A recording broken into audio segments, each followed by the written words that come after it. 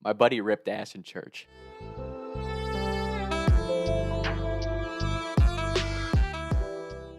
Everybody has ripped ass in church. Anyone who sits here or comments and said that they've never ripped ass in church is lying through their teeth. But I promise you, this one is next level. You go through those experimental phases of life where you're either drinking and partying a lot, or you just kind of, you just got to get out of control. For me, if I had a few weeks, especially freshman year of college, if I was out of control, I'd always have like a check myself moment where I'm like, okay, maybe I need to go to church. Maybe I need to go to confession. And I'm not saying it has to be church, but I think everybody has those days where you're like, oh shit, I've been kind of out of control lately with whatever it is that you were doing. Freshman year of college up at BGSU, my roommate, Mitch, I guess he's like our third roommate, Maurice. Those two were my boys. We're still super close, but especially freshman year of college, those guys were like family. We lived together. We were together all the time. We woke up hungover on a Saturday, and I'm like, oh, guys, I've just been out of control with all this partying and what I've been doing. Like, I'm going to go to confession. 'Cause I was raised Catholic. Regardless if you're religious or not, church is just a quiet place to go, kind of reflect, like, okay, let me get myself back in order here. At least get back into balance. St. Al's was this church, it's actually right behind the bar Ziggy's for all the BGSU kids up there. I'd look up confessional times. I'm like, I'm going to go to confession. Because everyone, like, thinks confession's like this doom and gloom thing. Like, for me, I always looked at confession as like a venting opportunity. Because you can go in to a priest, you don't have to pay for a therapist, and you basically just get to go vent about everything you feel bad about. Or things that you wish you wouldn't have done, or just talk about how you feel like your life is going. Like, that's it. And if you want to, you can go behind a curtain so the priest doesn't even see who's in there talking to you if you feel that bad about whatever it is that you did. So I explained that to Mitch and Maurice, and they're like, fuck it, we'll come with you. I'm like, all right, cool. We go to confession. St. Al's is like this big, echoey church. Every little sound just echoes like crazy. There's nobody in there but us. Me, Maurice, Mitch, and 3 or 4 of the old ladies that you always see at church. I go to confession first, come out. Mitch goes after me. And we're all we tried to like spread out so we wouldn't talk or giggle or do stupid shit like we always do because we're freshmen in college. So we spread out a few pews back, and we're in the dead center of church, right up by the altar. On my knees praying and, meditating, whatever you want to call it. So Mitch comes out, and he's like 2 pews up in front of me. Dead silent. I look up and I see Mitch. He's got his head down. And Mitch was always like, when we went to church together, Mitch was like beyond reverend, right? He'd always dress up real nice, clean cut hair. He's up there praying, and I just happened to look up. See Mitch kind of lean back. He's kneeling. Oh my gosh, dude, this motherfucker's about to fart. He lets out the longest fart I've ever heard.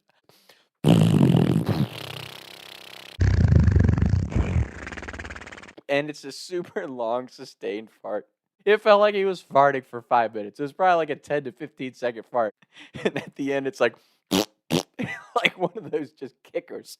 We all just start dying. Everyone has those friends when they start laughing and they have that contagious laughter where you start laughing. And Mitch and Maurice, especially when they're trying not to laugh, would like hold their breath until these high pitched giggles would shoot out. So it makes it impossible not to laugh. I try to put my head down. I'm holding in laughter as hard as I can. Poor my stomach hurts. And then I hear Maurice start, and then Mitch's giggle starts in the front. He's like, and we all 3 just lose it. We're all laughing so hard before we all 3. Like, you didn't even have to say we were leaving. I just get up, take a deal, and walk out. And those 2 follow behind me, and we get out of the parking lot. We're just cutting up, man. I mean, and those are the little things. Like, that type of shit is some of my favorite memories from school, especially in college, because the party scene and the socializing stuff, it's all pretty much the same. But there's not a lot of guys who are, even willing to go to church with you on a Saturday evening. But they went to, those guys were willing to do that with me. It becomes like a core memory for you because it's one of those things. And I've appreciated this about all my friends. We're all far from perfect, right? And we all definitely have our vices. We all definitely have done stupid stuff that we're like, oh man, I'm not proud of that moment. But I do feel like all my friends have hearts of gold. And I think that's something that it's rare nowadays. Like, I really do. I appreciate the people out there who are more rough around the edges, have done a lot of shit that they might not be proud of, or they've lived a life that might be kind of rough to a lot of people's views, but a genuine person who has a good heart. And I feel like all my friends have that. And I think that's a more important trait than any level of career success or any on paper accomplishment. Like, I don't care who you are. If you're a genuine person, that means more to me than any amount of career or financial success. I just feel like, especially in today's world, there's just not a lot of genuine people out there who are there, like, actually care about others. It's all about me, me, me, me, me, and I'm this and I'm that. And it's like, for me, I don't really care about all that. Like, let me see how you really interact with people and how you treat people. That actually means something to me. And again, like I said, I'm far from perfect, and I've been rude and I've been mean to people and I've done stuff that I'm not proud of. But at the end of the day, anybody who's actually friends with me, they know they could call me and I'd give them the shirt off my back. And I feel like all my friends are the same way. So to me, that's a real friend. That's a genuine person. And as far as the faith stuff goes, like I said, I'm not trying to push my religious beliefs on anybody, but like I've grown up Catholic. I worked for the Catholic Church, and something that's always bothered me is like people are so fake and judgmental in the church. Like, and I don't think it's people our age. I think it's actually a lot of like the older crowd, like the 40s to 50s and 60s people, because they don't, they don't get our younger generation. We're so lost, and it's like time out. Nobody determines my relationship with God but me. Perfect example is like all the people that I used to work with at the diocese. They're super judgmental of my social media and the things that I talk about on here, and a lot of people are. But and you, it's not something that's spoken, but you can like feel it, right? You can feel the judgmentalness of other people. And sometimes I used to think that it was like my perspective, like maybe I have like an unhealthy image of myself, but I've worked on that a lot in the last couple of years, and now that I feel like I'm at peace with what I'm doing and where I'm at in life, you can feel when people are like judging you or kind of putting off a fake persona towards you. You can feel the difference between a genuine and a fake person once you really develop an awareness to it. The whole reason I'm saying that is because there were times, especially when I was younger, that I'd be like, I would listen to someone's opinion and be like, damn, like maybe I am a bad person, or maybe I am doing the wrong thing. And it's like the only person who determines your self-image and who you are is you. Everybody out there thinks that they have the right advice for you, or thinks that they know you, or thinks that what they're doing is better than you. That's just how people are. The voices in my head are all positive ones. And when I say my prayers or I meditate or whatever it is that I'm doing, I feel like I have a good, clear relationship with God and Jesus Christ, who I believe is the Savior of the world, which again, I'm not saying you have to, but I do think like belief or faith in something is important in life, whether it's belief in yourself or belief in the universe or belief in a higher power. Like just having some hope and belief in something in life, it makes life way more meaningful and purpose driven. I think that's something that's really important, regardless of how good or bad you have it. Because I get it, right? Like no matter how bad I think my day is, I know someone out there is going through something 10 times worse, and that's a perspective that I think is important for everybody to have. Like we all are walking different paths, and we all have been dealt a different deck of cards, and yours, even when it feels like a really bad one, I promise you there's someone out there that's got it 10 times worse than you. So when you have those bad days, I always just try to remember like there's a light at the end of the tunnel. Things are going to get better, and I just got to stay positive, because ultimately I truly believe this about human beings. 99% of the stuff in the world that we think is problems that are out of our control or things that we can't deal with, it's all internal.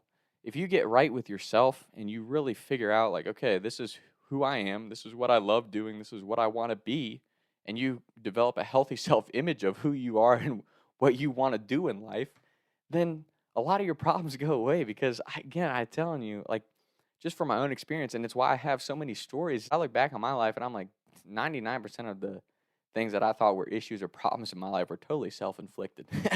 Like I had an image of myself that I thought was this, or I thought I was that, or I thought this was a good or bad thing. And it's like you just have to live and learn, be true to yourself throughout that process. Figure out what you believe in, what you're passionate about, what you love doing, and then go get after it. Like it's nobody's fault that you were born a certain way. It's nobody's fault that you're living the life that you're living, but you. Because ultimately life just comes down to decisions. And sure, sometimes there's things that are out of our control. But for me personally, I believe that God never puts something in front of us that we can't handle. And again, I'm not asking you to believe in God. I get that there's a lot of discrepancies out there, or there's different views and perspectives, and everyone has their reasons for believing or not believing and doing the things that they do. But ultimately, I don't know how you can't look at it like I was born for a reason. Like there is something that I should be or want to be doing with my life. Like there's a reason that I was created. There's a reason I was put into this situation. There's a reason I'm walking this life path. Let me make the most of it. And that will help you drive like a more meaningful life and have purpose. Like I really do believe that we all should be doing that. And I'm not saying it has to be like this super like dark, dramatic, like I just have to like go through hell to reshape myself and all this. It's like, no, like just try to find what you like doing. Try to find where you feel like you're happy and being the most genuine, pure version of yourself.